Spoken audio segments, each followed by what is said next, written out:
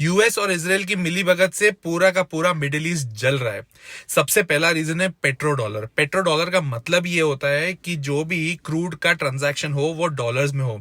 America चाहता है कि डॉलर्स की वैल्यू कभी कम ना हो, तो उस चक्कर में जहां पर भी वर्ल्ड में कहीं पर भी अगर ट्रेड हो रहा होगा क्रूड का, तो उसको चाहिए वो डॉलर्स में हो।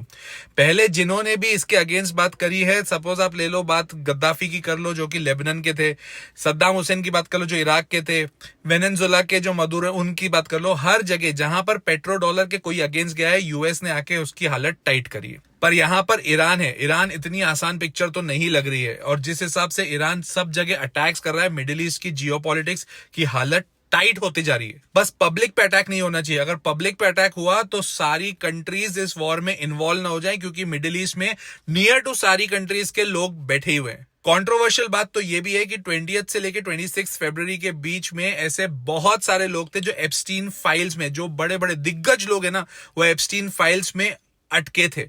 अब बारी थी डोनाल्ड ट्रंप की, और दूसरी जगह नेतन्याहू जो कि इजराइल के प्रेसिडेंट हैं, उनकी भी हालत टाइट इस बात पे थी कि इजराइल में उनके ऊपर करप्शन के काफी चार्जेस हैं।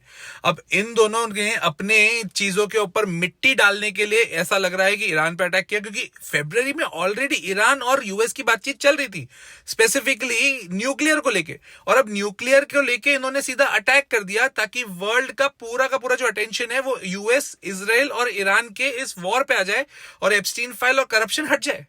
पिसेगा कौन? पिसेगी जनरल पब्लिक जो वहां पर रही हुई है। और दूसरी चीज, एज एन इन्वेस्टर हमें फिर क्या करना है?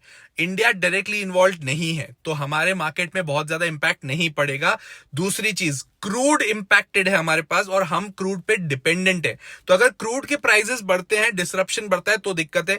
एक्सपोर्ट्स पर हमारी पाबंदी आएगी तो दिक्कत है। इसके चक्कर में हमारे लिए ये बाय ऑन डिप्स ही है। अगर ये बहुत अच्छा खासा डिप मिलता है तो वो वहां पर इंडियन मार्केट खराब नहीं होगा।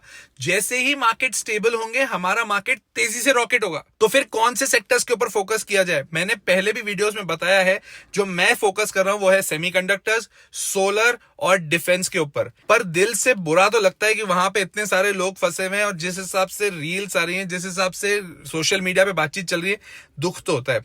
आपका क्या व्यू है? कमेंट करके बताइएगा और शेयर करना अपने दोस्तों के साथ।